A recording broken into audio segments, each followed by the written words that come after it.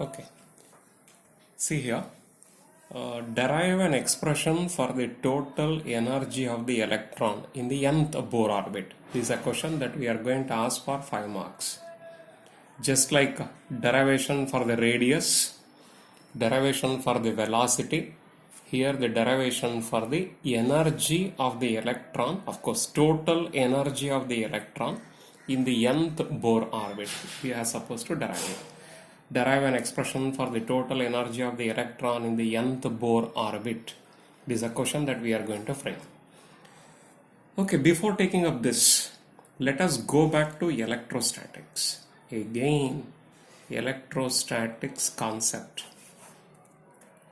If a charge is present as Q1, another charge is present as Q2, the distance between here to here, if it is R, then there is a force.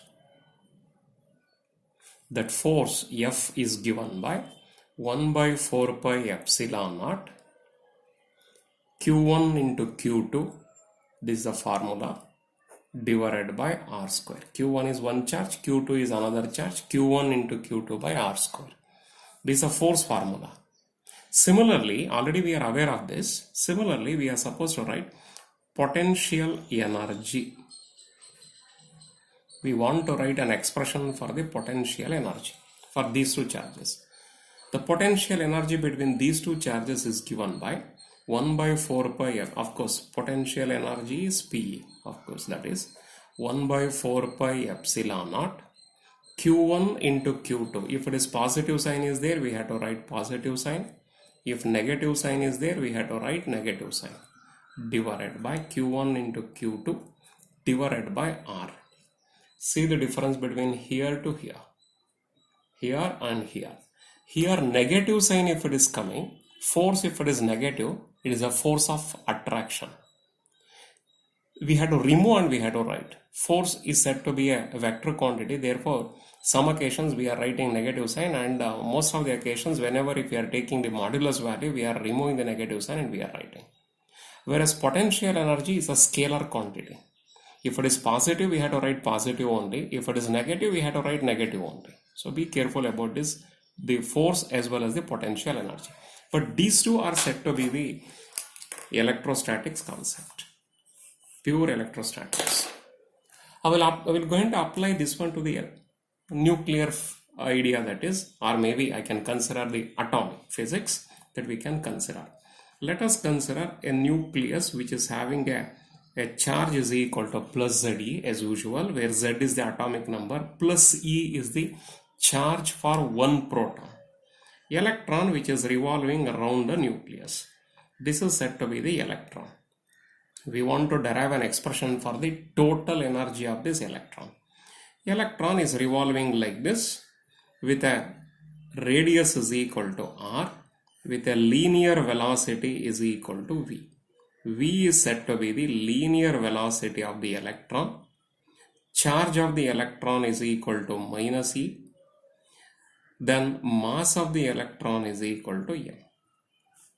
So consider an electron whose charge is minus E, mass is equal to M. It is moving in the form of a circular path of radius is equal to R, with a nucleus of charge is equal to plus Ze, having a linear velocity is equal to V. These are the explanation that we are supposed to do. Once if we are written everything is okay about the explanation and other things, we have to go back to the original derivations like that. What is that? Already we are aware of the force and other things. So here also I will write the force here first. The force is given by here 1 by 4 pi epsilon naught. First I am writing the force. This relation I am writing 1 by 4 pi epsilon naught. In place of Q1 here, Ze is there. In place of Q2, E is there. Don't forget, I had to write actually plus and minus. Afterwards, we had to remove plus into minus is minus. I supposed to remove that negative sign because the force, this kind of force is said to be the force of attraction. Negative sign indicating it is a force of attraction. Ze into E divided by R square. This is a force. Whereas I want to write a potential energy here. Therefore, potential energy is given by 1 by 4 pi epsilon naught it is a constant. Here in place of Q1, here plus ZA is there. In place of Q2 here minus E is present here, divided by R. See the difference between the force and the potential energy. Force, negative sign is coming here. I have removed the negative sign because negative sign indicating it is a force of attraction. Potential energy, we should not remove the negative sign because it is a scalar quantity. If it is positive, we have to put it positive. If it is negative, we have to put it as negative only. So now potential energy is this much.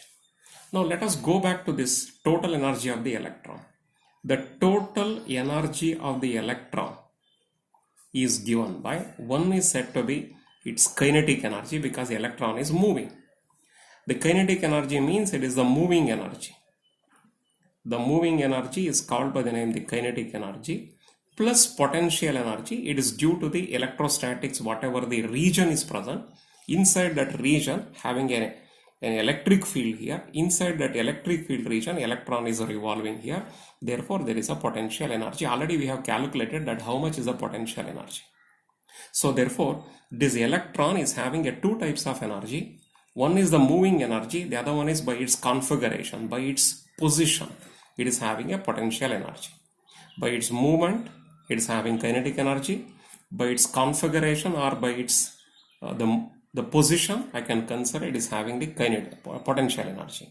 So therefore, total energy is equal to kinetic energy plus potential energy. Total energy, I can write that one as E only. Whereas kinetic energy is equal to half mv square, where m is the mass, v is the velocity. First PUC, already we have come across about this. Kinetic energy of any body is given by half mv square plus potential energy. Already we are aware of this one here, 1 by 4 pi epsilon naught. I will borrow this one from here to here into plus ZE into minus E divided by R. Therefore, energy is equal to here half mv square plus into minus minus here plus into minus minus 1 by 4 pi epsilon naught ZE into E, ZE square divided by R. Now I suppose to substitute for this mv square. For this we have to substitute. For that substitution, I will going to take up the concept like this. What is that? We know that force due to centripetal, already we are aware of that. It is given by force due to electrostatics. Even in the case of previous derivations that we have already come across about this. Force due to centripetal is given by mv square by R. Whereas due to centripetal force, already we are aware of that centripetal force is how much here. This is a centripetal force here. I will write that centripetal force formula here. The centripetal force formula can be written here. 1 by 4 pi epsilon naught into here this one ZE into E. This is a force. ZE into E divided by R square. Now, one R get cancelled here and one R get cancelled here. Therefore, mv square is equal to 1 by 4 pi epsilon naught. Z E into E is E square divided by R. So, this is the value for mv square. I will substitute this value from here to here. Okay, so therefore E is equal to half this value 1 by 4 pi epsilon naught ZE square divided by R minus, as it is I will write here 1 by 4 pi epsilon naught ZE square divided by R. First you go through this just to see that any doubt is there, you can. Afterwards you can ask if you are having a doubt. Make a note of all these things better.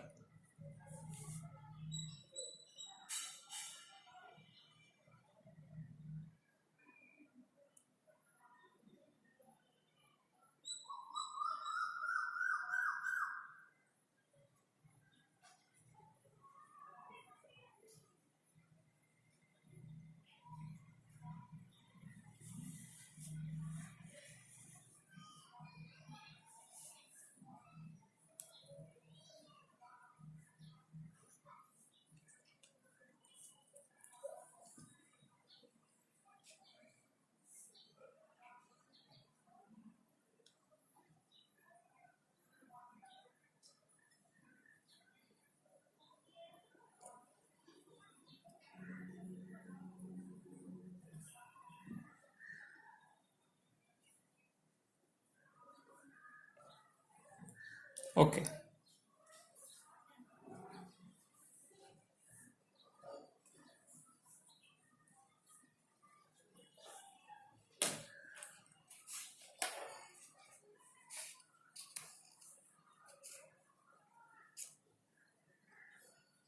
See here, what is the next concept? Continuation. So therefore E is equal to half. In both the cases here, you can observe that here and here, the common factor is said to be this, within the bracket, whatever it is there, it is said to be the common factor. It is present here also, it is present here also. This is the common factor which is available. If I am taking out this as the common factor here, remaining thing is 1 by 2 minus here it is 1. So therefore I can write 1 by 4 pi epsilon naught ZE square divided by R. I have taken as a common factor. The remaining factors half minus 1. Therefore E is equal to ZE square divided by 4 pi epsilon naught into R. Half minus 1 is equal to minus half. Multiply these two here. Therefore we will be having that is equal to minus ZE square plus into minus minus ZE square divided by 2 4s are 8 pi epsilon naught into R. Now I suppose to substitute for this R.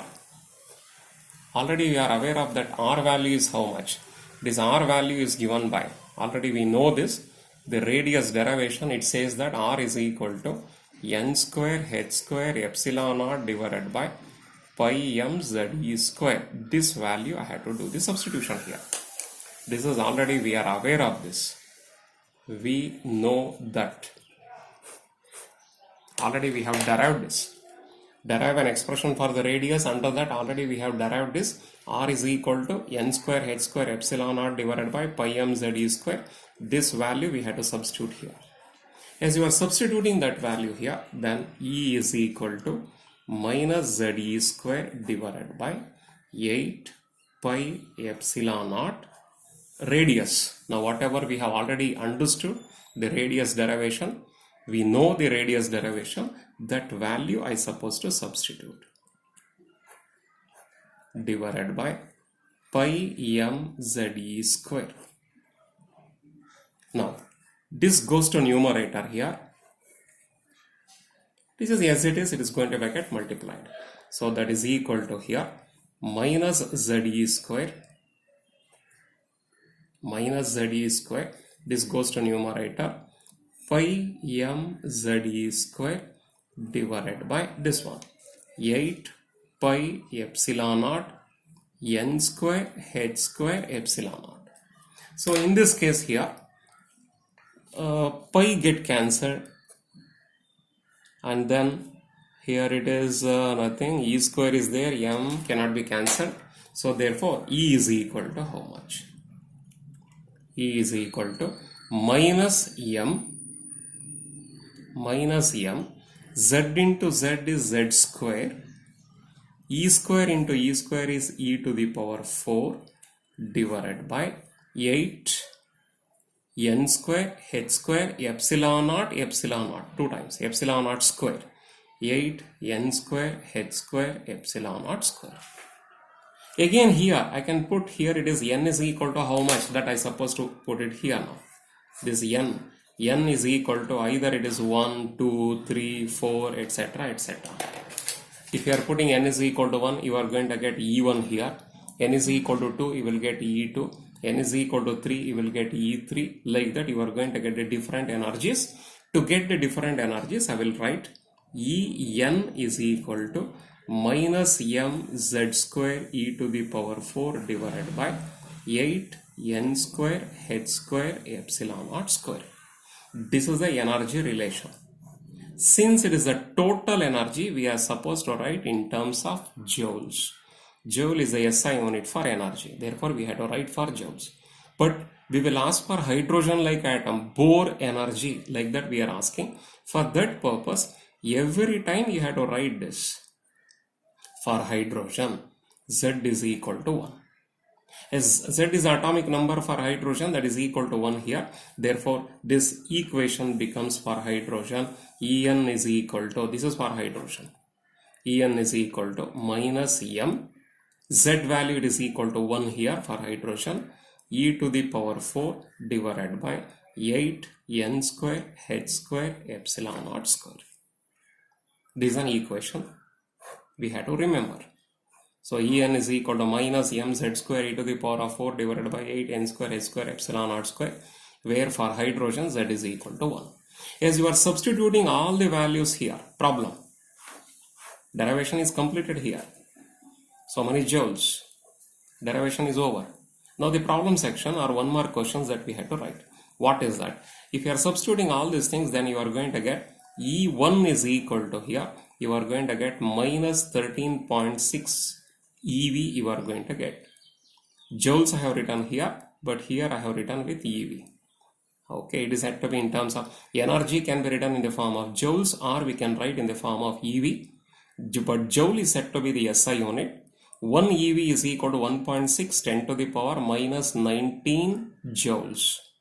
1 EV is equal to 1.6 10 to the power minus 19 joules. If you want, I will write here 1 EV is, this is a conversion factor, 10 to the power minus 19 joules. This is a conversion factor between joules to EV. But joule is the SI unit. If you are calculating everything here, you are going to get the answer for the first orbit for hydrogen is equal to this. For the second orbit, it is said to be more than this, means lesser negative value. Lesser negative value in the sense you are going to have maybe divided by 4 you are going to get. How we are going to get it, that I will explain that. This carries one more questions here now. So what is that? First of all, what is this negative sign indicating? Most important idea, what is that negative sign indicating? Because of this negative sign, which plays a very important role here, electron is in bound state. Most important concept. Electron is said to be in the bound state. Electron, if it is revolving around the nucleus, it cannot come out. It will be present inside the nucleus. New nucleus is present here, electron is revolving. It cannot be coming out as it is. So second one, if you want to remove an electron from its orbit, we are supposed to supply some amount of energy. So to remove an electron from its orbit, then we had to supply the energy. We have to supply the energy. This is most important idea. This is also important. And because of this negative sign, don't forget, number 3, as orbit number increases, orbit number means it is said to be the n value increases. Then this implies energy also increases. We have to remember these 3 ideas. As the orbit number is more and more, energy content is also more and more because of this negative sign here. En is inversely proportional to n square. But En is directly proportional to n square because of this negative sign. Since the negative sign is present here, En and n, these two are directly proportional to each other even though n square is present in the denominator.